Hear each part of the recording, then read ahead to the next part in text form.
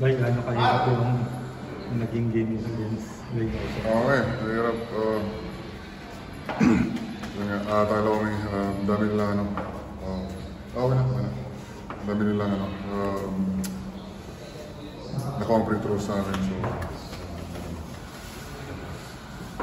then, bawi na lang kami ano. Speaking of free throws, wala kang free throws. Okay, pero okay lang yun. Wala ganun talaga. Walang tawag yun. Hindi ka nagtaka? Ha? Hindi ka nagtaka? Wala kang... Wala eh, walang tawag. Hindi ka. Ano, so, maganda rin yung ano nila. Yung laro na ano siya.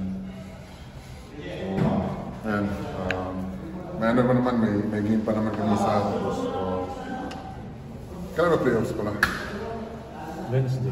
Next week. Ayun. Bawal na lang kami.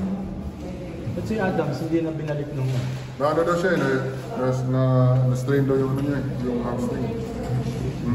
So hamstring niya. So may check-up siya bukas. So, sana walang ano, hindi serious yung ano niya. Kasi sabi niya masakit daw, masakit daw. Hindi ko alam kung ano, hindi ko napansin kung anong hamstring niya. May check-up siya bukas morning. Concern ba sa inyo?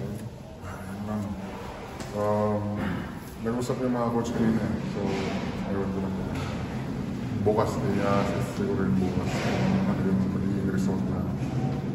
For sure, baka hindi siya makakalaro ng next game kung may ano kasi hindi mo naman i-hit yung 24 hours na. So, sana walang punit. Thank you, Doc. Thank you.